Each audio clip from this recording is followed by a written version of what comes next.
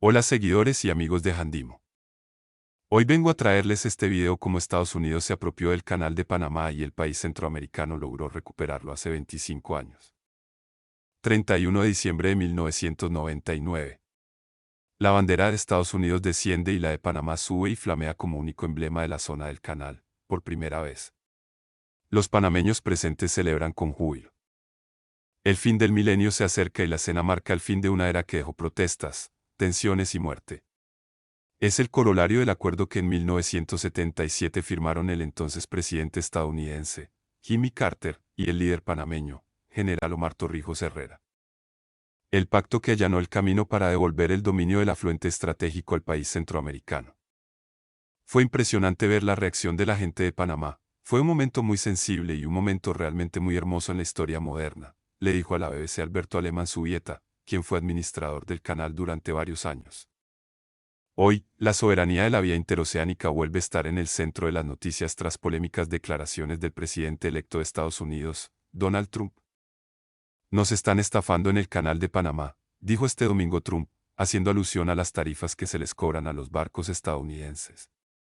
El político republicano sugirió que, si eso no cambia, exigiremos que el canal de Panamá sea devuelto a Estados Unidos en su totalidad, rápidamente y sin hacer preguntas. Por su parte, el presidente panameño, José Raúl Mulino, respondió enérgicamente en un comunicado subido a la red social X: cada metro cuadrado de canal seguirá perteneciendo a Panamá. Pero, volviendo al pasado, ¿cómo fue que Estados Unidos llegó a apropiarse de la zona del canal y Panamá logró recuperarla hace 25 años? En BBC Mundo recordamos los hechos que llevaron a ambas naciones a llegar a un acuerdo sin precedentes sobre vía interoceánica que reconfiguró los patrones del comercio regional y mundial, y que hoy vuelve a ser un tema de discusión. Una guerra civil y una oportunidad. La necesidad de construir un paso que uniera el Océano Pacífico y el Océano Atlántico era algo que preocupaba a los colonos europeos desde el siglo XVI.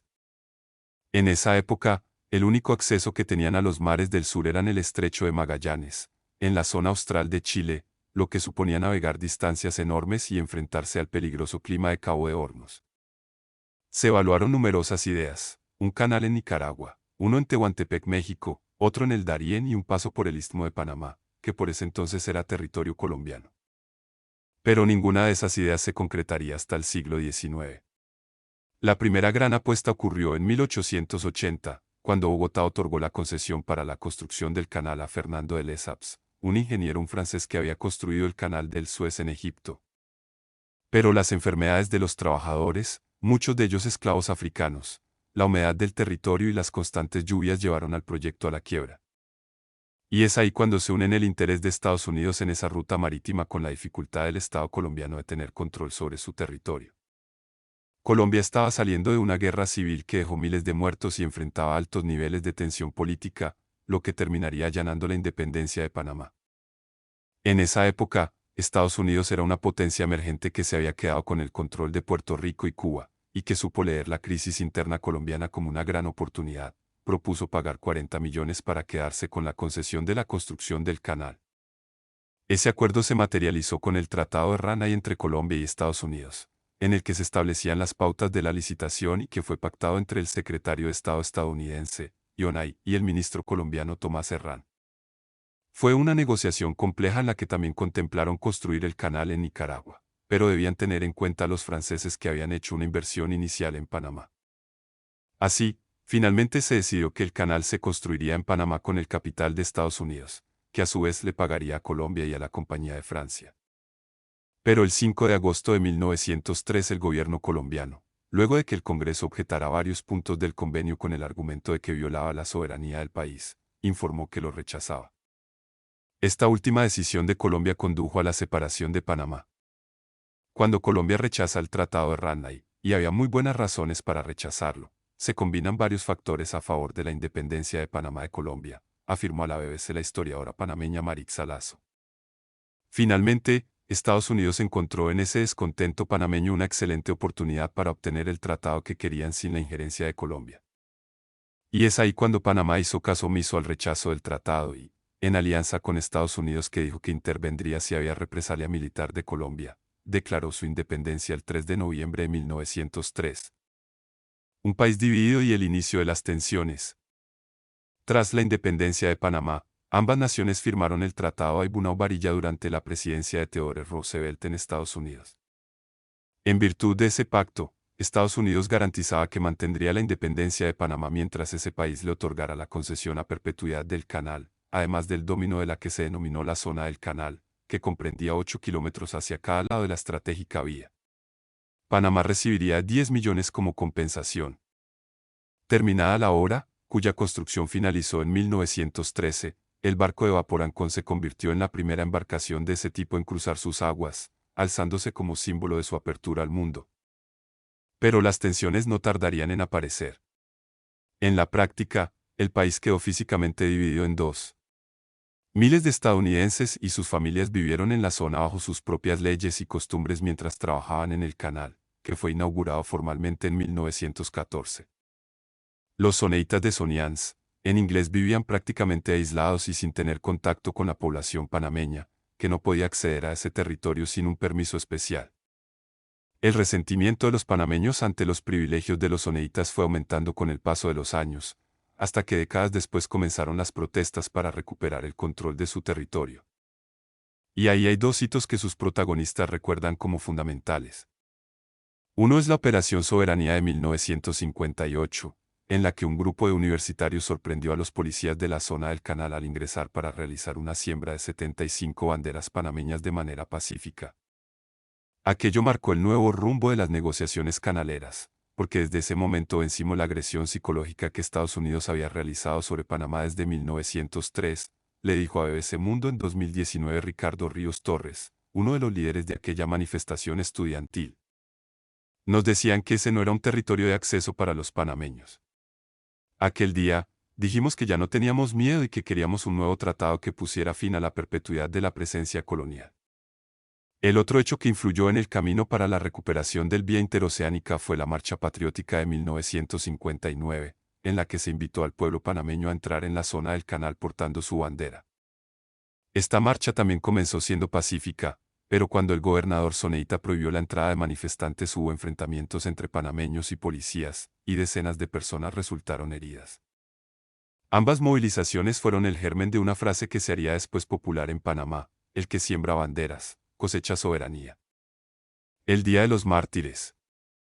Aquellos sucesos históricos desencadenaron más movilizaciones en los años posteriores. La población panameña no estaba dispuesta a dar marcha atrás en sus reivindicaciones y cada vez era más evidente que el gobierno estadounidense no podía hacer oídos sordos a las protestas. Así, lentas negociaciones culminaron en un acuerdo en 1962 entre el presidente panameño Roberto Chiari y el estadounidense John F. Kennedy, gracias al cual se acabó fijando que las banderas de ambos países debían ondear en zonas civiles de la zona del canal.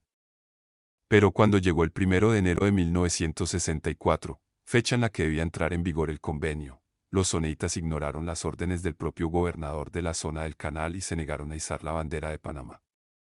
Las autoridades de la zona no hicieron nada al respecto y la noticia enfureció a los panameños. El 9 de enero de ese año, decenas de estudiantes del Instituto Nacional de Panamá se dirigieron a la zona del canal portando la bandera de su escuela para que fuera izada también en la Escuela Superior de Balboa. Pero algunos policías estadounidenses se lo impidieron y el enfrentamiento terminó en la vejación de la bandera panameña. El ambiente de crispación era total. La jornada terminó con más de 20 manifestantes muertos y centenares de heridos en lo que se conoce como el Día de los Mártires. Ese hecho, coinciden todos los analistas, fue el gran detonante para que el Canal de Panamá acabara siendo transferido a manos panameñas más de 35 años después. En efecto, la dureza de la respuesta con que el ejército estadounidense a las movilizaciones llevó al entonces presidente, Roberto Chiari, a anunciar que el país interrumpía las relaciones diplomáticas con Washington hasta que no se firmara un nuevo tratado entre ambos países. Esta decisión sin precedentes para un país en el que Estados Unidos estaba presente es la que logró que, aún hoy, muchos se refieran a Chiari en Panamá como el presidente de la dignidad. La presión internacional fue determinante para que Estados Unidos aceptara negociar. El Acuerdo Torrijos-Carter. Tras ese enero oscuro, el 3 de abril de 1964 comenzaron las conversaciones entre Estados Unidos y Panamá. Ambos países se comprometieron a nombrar embajadores especiales para llevar a cabo un tenso diálogo. No había vuelta atrás, Panamá solo aceptaría un nuevo tratado. El presidente Carter lo comprendió y fue así que se logró que Estados Unidos firmara el acuerdo. La población panameña estaba convencida de que había que eliminar ese enclave colonial y reclamar lo que nos pertenecía, le dijo el líder manifestante Ríos Torres a BBC Mundo en 2019. O entregaban el canal o sencillamente desaparecía. Pero tuvieron que pasar 10 años hasta que, bajo el mandato de Richard Nixon, se firmara en la ciudad de Panamá una declaración conjunta entre el secretario de Estado estadounidense, Henry Kissinger, y el canciller panameño, Juan Antonio Tac. En ese momento ya estaba claro entre las dos partes que antes que todo debía derogarse el Tratado de Ay-Bunau, Varilla, que otorgó los derechos del canal a Estados Unidos, además del fin de su jurisdicción en el país centroamericano. Y esa sería la base para el convenio que 3 años después suscribirían Jimmy Carter y Omar Torrijos. El acuerdo, que se firmó en la sede de la Organización de Estados Americanos OEA en Washington el 7 de septiembre de 1977, contempló la suscripción de 2 pactos, el Tratado de Neutralidad y el Tratado del Canal de Panamá. En términos simples, en ellos se acordaba que la soberanía de la zona del canal quedaba sujeta a la legislación panameña y se fijaba una fecha para el traspaso del dominio de la vía interoceánica al país centroamericano, el 31 de diciembre de 1999.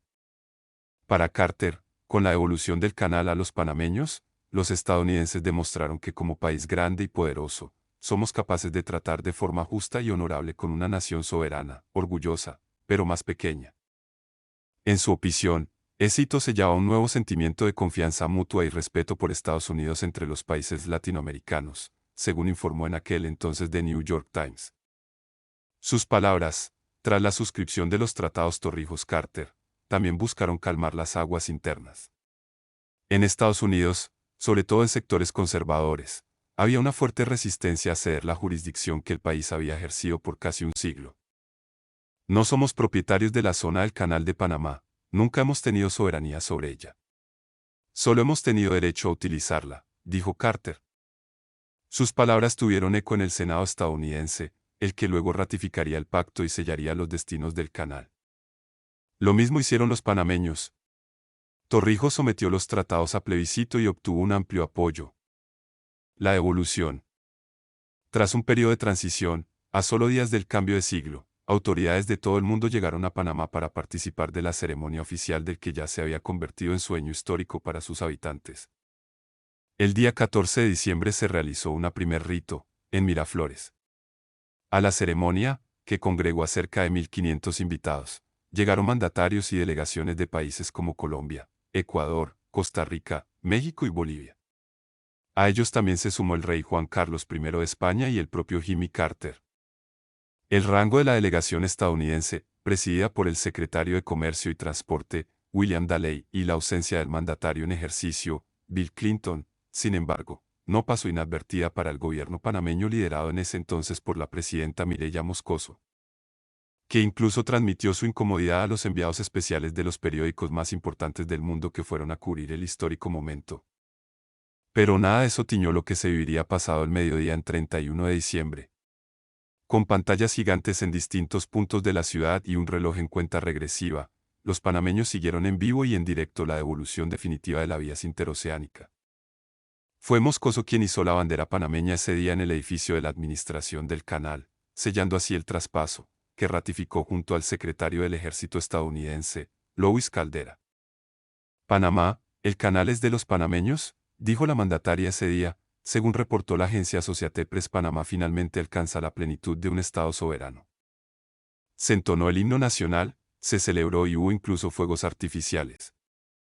En este día cumplimos la mayoría de edad como nación, sostuvo Moscoso en su discurso, resaltando que los panameños asumían desde ese momento una nueva tarea, gestionar de manera eficiente, como un asunto de Estado y libre de intereses políticos, el Canal de Panamá. Antes de irte, déjame un comentario con tu opinión sobre este tema y recuerda compartir este video para llegar a más personas. No olvides suscribirte a mi canal de YouTube. Hasta la próxima.